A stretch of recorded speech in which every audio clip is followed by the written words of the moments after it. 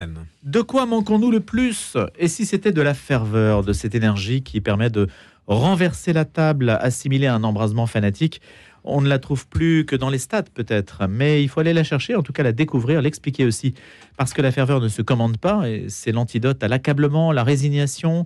Elle est finalement l'âme de la jeunesse, le remède aux passions tristes qui nourrissent les croyances négatives. La ferveur, qu'est-ce que c'est, Nathalie Sartoulajous? La Juste en parle dans un petit essai, un opuscule qui s'appelle tout simplement La ferveur, qu'est-ce que ça change? Peut-être tout, justement. C'est publié par Labor et Fides. Et elle est avec nous, elle est rédactrice en chef adjointe de la revue Études mensuelle de culture contemporaine que l'on connaît bien. Et puis, elle est avec nous pendant une vingtaine de minutes, justement, pour détailler cela et peut-être mettre cela aussi en écho avec le contexte que l'on connaît aujourd'hui. Bonjour Nathalie Sartoulajous. Bonjour. Alors c'est vrai que c'est un peu délicat de parler de la ferveur en ce moment parce qu'on peut la confondre avec les passions politiques. Néanmoins, elle n'est pas mauvaise en soi. Non, d'ailleurs, c'est vrai que la ferveur, elle est ambivalente. À la fois, c'est ce qui nous emporte, une émotion qui nous emporte, qui nous élève, mais aussi qui peut allumer des incendies. Le pire, c'est son extinction ou son embrasement. Exactement. Et d'ailleurs, vous avez dû remarquer comme moi que Emmanuel Macron a parlé de la fièvre qui s'emparait du débat public et du Parlement. Alors je trouve c'est pas anodin l'usage de ce terme de fièvre, puisque finalement la ferveur, ça vient du latin fervor, qui désigne la fièvre. Donc ça fait monter la température. C'est ce qui fait effectivement, c'est une ébullition, en fait, c'est une ébullition avec les risques des débordements que cela comprend. Mais la fièvre, finalement, elle est ambivalente. C'est vrai que je pense qu'Emmanuel Macron l'emploie dans le sens négatif. Des passions négatives, des passions tristes, de la violence qui embrase le climat social. Mais la fièvre, c'est vrai que c'est le symptôme d'une maladie, que la société va mal, ce qui est vrai, mais c'est aussi, le moyen dont le corps, dont l'organisme se défend contre la maladie. Et donc, la fièvre, c'est une bonne initiation, une bonne introduction à la ferveur et à son ambivalence. Mais alors, on a l'impression qu'on la trouve surtout en France, quand même, cette ferveur, j'entends, sur le terrain politique, pas tellement dans d'autres pays. Comment expliquer que ces passions s'expriment, si tant est que ce soit une passion, en tout cas que la fièvre soit particulièrement forte en France? Alors, elle s'exprime. Du moins d'un point de vue politique, j'entends. Oui, mais d'un point de vue politique, en fait, il y a qu'à regarder quand même en Europe. Je dirais que là, on parle, quand il s'agit de défendre notre héritage européen, des droits, de l'état de droit, des droits humains, quand ces droits humains sont en danger, les populations sont capables de se mobiliser et de s'engager. Regardez en Pologne, finalement, dès que l'indépendance de la justice a été menacée, les foules se sont rassemblées, sont descendues dans la rue.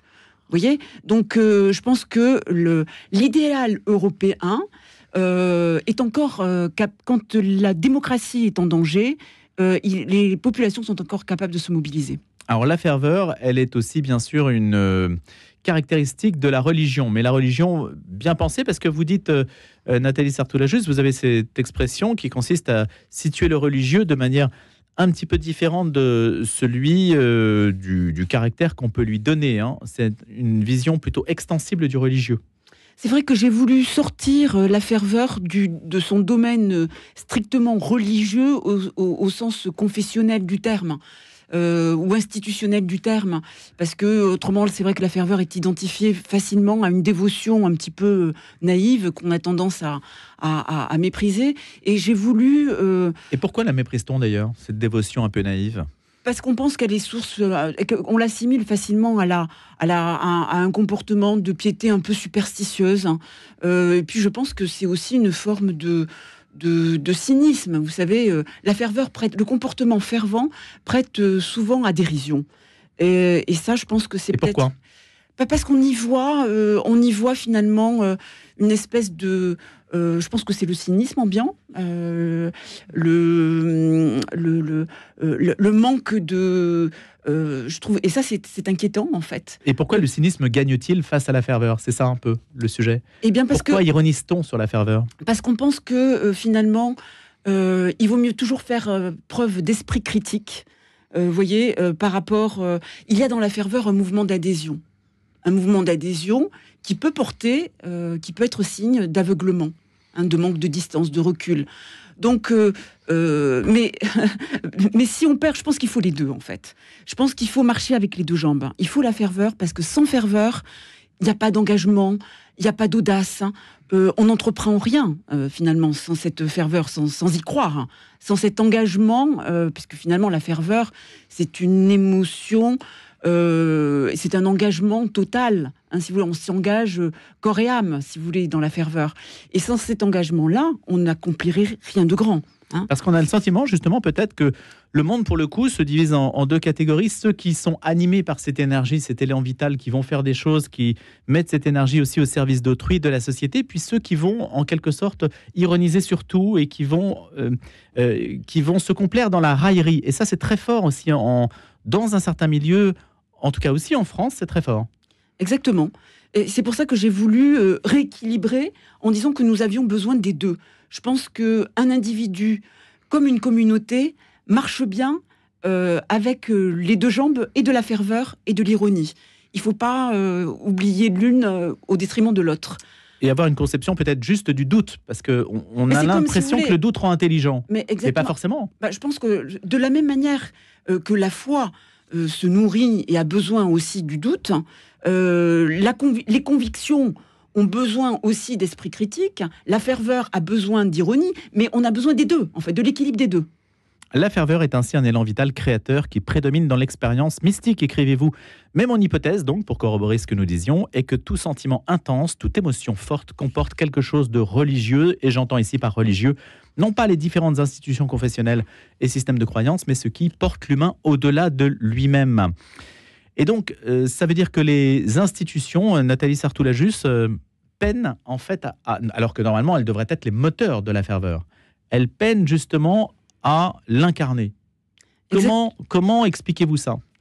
Exactement, parce que je pense que enfin, c'est normal, parce que les institutions... c'est normal, non, normalement... les institutions ont pour mission, c'est vrai, de transmettre. Le risque, toujours, c'est qu'elles figent. On a besoin de dogmes, mais les dogmes peuvent, dont sont garants les institutions, les rites dont sont garants les institutions, peuvent très vite devenir, en fait, des rites dont on perd la signification. Donc, il faut toujours rappeler la signification de ces rites.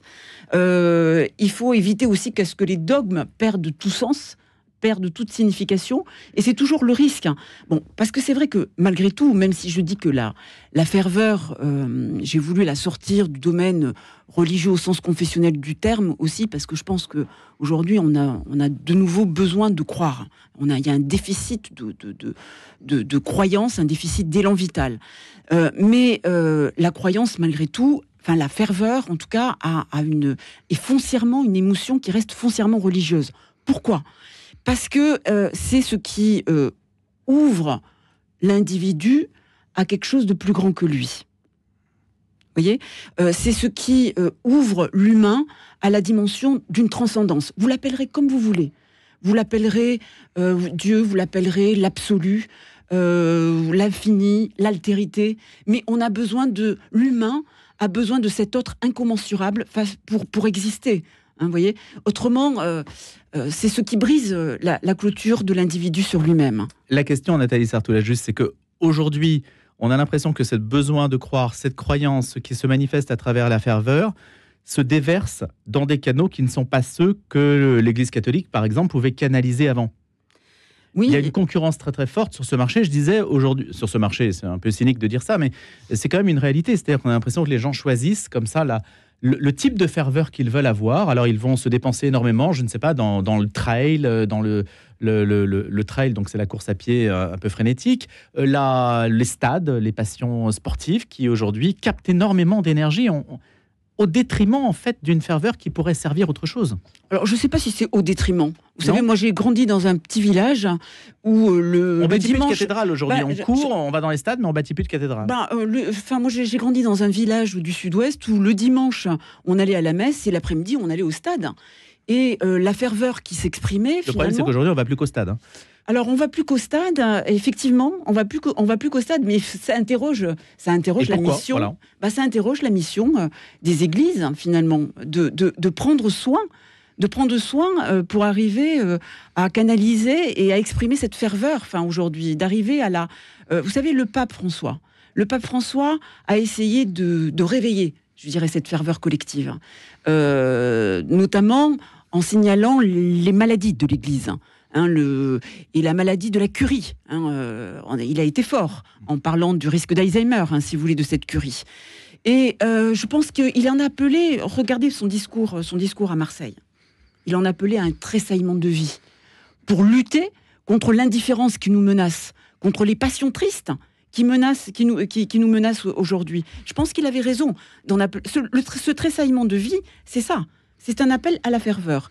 Et les croyants devraient, en tout cas les chrétiens, devraient ne pas oublier que justement, c'est le premier commandement. C'est le premier commandement de la Bible. C'est l'appel à une foi fervente. Tu aimeras ton Dieu de tout ton cœur, avec toute ton âme. Qu'est-ce que c'est ça, si ce n'est un appel à la ferveur? Mais cette ferveur reste dans le domaine privé. Elle ne se voit pas. Si tant est qu'elle existe, Nathalie Sartoulajus, on ne peut pas dire qu'elle se voit. Écoutez, moi j'ai été, vous voyez, un grand moment de ferveur collective s'est exprimé par exemple au moment de l'incendie de Notre-Dame. C'était de la ferveur, et une ferveur qui n'était pas simplement une émotion patrimoniale. Je pense qu'il y avait là un sentiment universel qui dépassait le cercle des catholiques, qui dépassait le cercle des croyants. Et cette émotion-là... Et pourquoi ? Eh ben, c'était une émotion, à mon sens, c'était pas uniquement patrimonial, comme on l'a dit, si vous voulez, c'est pas un monument, parce que c'était pas un monument comme un autre. C'est aussi Notre-Dame, c'est une justement cette oui, cathédrale. Mais pourquoi, Nathalie Sartoulajus ? C'est une cathédrale, mais parce que c'est ce qui nous relie, cette émotion forte, c'était ce qui nous reliait, c'est ce qui relie l'humain au divin. C'est c'est ce signe-là. Après, à nous de le transformer. J'ose une comparaison. La cathédrale d'Évry aurait brûlé, personne n'aurait pleuré. Ben, j'en sais rien. J'en sais rien. Quand on voit aujourd'hui, justement, ça mobilise beaucoup de gens, le devenir de nos églises. Et du patrimoine religieux. Oui, mais ça n'aurait pas produit cette émotion.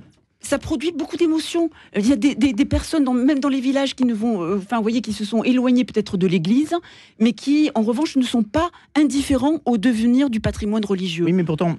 Donc ils y tiennent. Juste sur la comparaison que je maintiens, la cathédrale d'Évry aurait brûlé, je pense que ça n'aurait certainement pas produit cette émotion-là. Mettons à part Notre-Dame de Paris, Victor Hugo, l'aspect touristique, le fait qu'il y ait une notoriété mondiale. Donc on se dit qu'il y a un rapport, c'est un rapport à la beauté, peut-être, je ne sais pas, j'essaie d'interpréter. Je n'ai pas la réponse. Je constate simplement que c'est pas parce qu'une église brûle que ça produit une émotion. C'est plus compliqué que ça. En tout cas, comment on allait la chercher, cette ferveur ? En tout cas, elle était là. Elle était là. Et pour un temps, je dirais que pour un temps, on semblait... Alors évidemment, c'est toujours mystérieux. Et la communauté émotionnelle qui se forme dans ce temps-là, elle est très au-delà des catholiques. Oui, puis elle est éphémère. Il ne faut pas se leurrer. C'est aussi quelque chose d'éphémère qui ne dure pas. Oui, mais elle est là. Mais elle est là. Et l'espace, et ce temps-là, pendant ce temps-là, il y a une espèce d'horizon fraternel, vous voyez, qui est visible. Et d'après moi, ça laisse toujours des traces dans l'inconscient collectif. C'était pareil au moment des manifestations lors des attentats en 2015. Vous voyez, ça a été un grand moment de ferveur collective. Donc, dans des moments d'épreuve, dans des moments, si vous voulez, de deuil national, ou dans des moments de joie, comme lorsqu'on a gagné en 2018 la Coupe du Monde de foot, il y a des grands moments comme ça de ferveur collective qui électrisent l'opinion. Oui. Mais on a du mal enfin, on n'a pas du mal, mais on aimerait distinguer ce qui relève de l'artificialité, du caractère publicitaire, du conditionnement aussi exercé par les médias qui est colossal aujourd'hui. En fait, il y a un mimétisme énorme. Les gens pensent vivre à l'ère de l'individu. Pas du tout. On vit dans une ère de masse, en fait, où nos sentiments, nos affects sont quand même conditionnés massivement. Et on a des réflexes très, très moutonniers, non, Nathalie Sartoulajus, on n'est pas vraiment des mystiques isolés dans leur grotte qui vont avoir une ferveur intérieure, incandescente, qui est liée à un rapport très personnel avec l'objet de la ferveur, vous voyez ? Oui, mais la ferveur, bien sûr, ça dépend. Il y a un climat. il y a un climat qui peut être propice à la ferveur, ou en tout cas, bien sûr, mais ça a toujours été le cas. Vous savez, Mais j'ai tendance à me méfier des ferveurs collectives, vous voyez, du type congrès de Nuremberg, c'est une ferveur collective. Exactement. On a tendance à s'en méfier. Oui, mais alors c'est une ferveur déviée. C'est une ferveur déviée, et c'est là qu'il faut faire très attention au sens des mots. Vous savez, par exemple, le Victor Kemplerer, qui était un écrivain et philologue du Troisième Reich, il utilise, par exemple, il fait une analyse du terme fanatique. Parce qu'effectivement, la ferveur du fan, elle peut très vite basculer dans le fanatisme. Et il y a une porosité, si vous voulez, entre l'adoration du fan et puis l'idolâtrie et le fanatisme.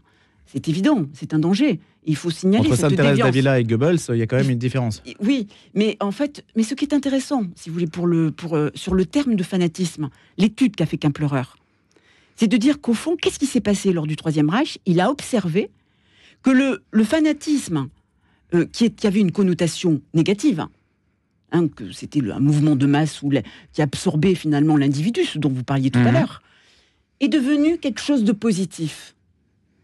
On s'est mis à parler, les médias se sont mis à parler, dans un sens positif, de l'amour fanatique pour le Führer, dans un sens complètement positif. Il va falloir être très attentif. Donc c'est le négatif qui devient positif. C'est le négatif qui devient positif.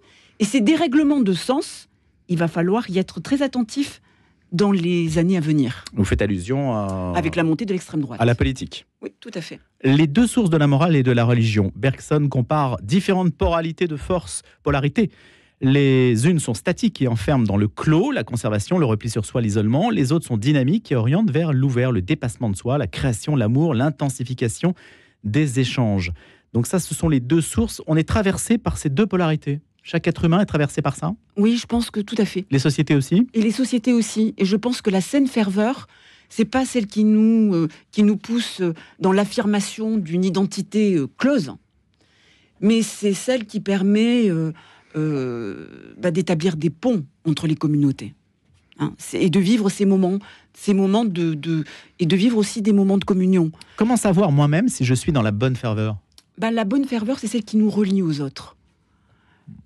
La mauvaise ferveur, c'est l'hystérie, cette hystérie, si vous voulez, cette transe qui s'empare des individus où l'individu disparaît. La transe du fanatisme nazi, par exemple, du fanatisme nazi, on ne peut pas dire qu'elle n'a pas relié les gens les uns aux autres.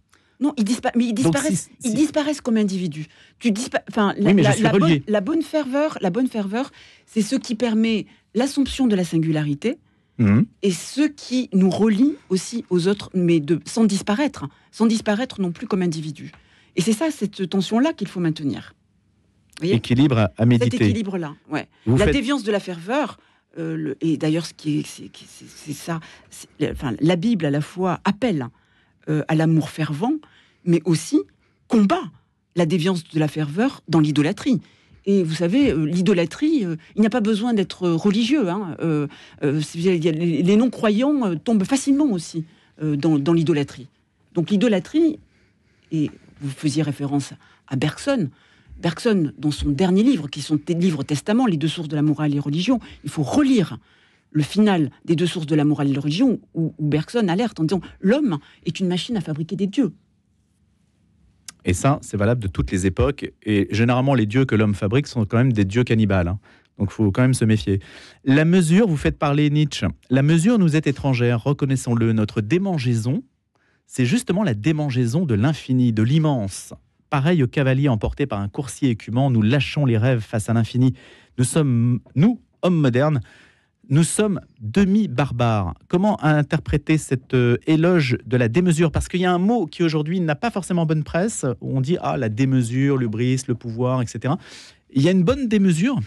Oui, en tout cas, c'est ce que j'ai voulu reconsidérer, parce que je pense que dans la ferveur, il y a une démesure qui est vitale, en fait, et qui est nécessaire, à la fois pour nous revitaliser en tant qu'individu après une dépression, mais aussi qui est capable aussi de régénérer les sociétés. Je pense qu'il y a un bon et un mauvais excès, si vous voulez. Descartes, homme de raison et de maîtrise, de la maîtrise de soi, si vous voulez, distinguer les bonnes passions, enfin notamment le bon excès à travers la générosité. Il disait par exemple, la générosité, c'est un bon excès. C'est un bon excès.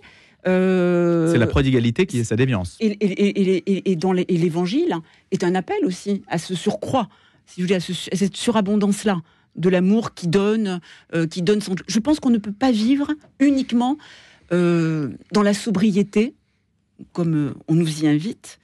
Ça, par contre, c'est un mot qui a bonne presse, justement. C'est un mot qui a bonne presse. C'est pour très ça tendance, très marketing. Exactement. Alors, je ne sais pas si c'est parce qu'on a besoin. On a besoin aussi de revenir à cet idéal. La sagesse, c'est quand même le retour à la mesure, à la limite. Mais ce que nous rappelle Nietzsche, c'est que les Grecs ont toujours... su maintenir cette tension entre la mesure et la démesure. Et ils ont deux dieux, Apollon, dieu de la mesure, et Dionysos, dieu de la démesure. Et les banquets, c'est le rôle des banquets, le rôle des carnavals, le rôle des fêtes, de permettre aussi cette expression-là de la démesure, d'une démesure qui relie aussi, qui permet de relier, de faire tomber les hiérarchies et de relier les individus entre eux. Nathalie Sartoul-Lajusse, la démesure, on a l'impression qu'elle porte un mot aujourd'hui, c'est le mot un peu extrême.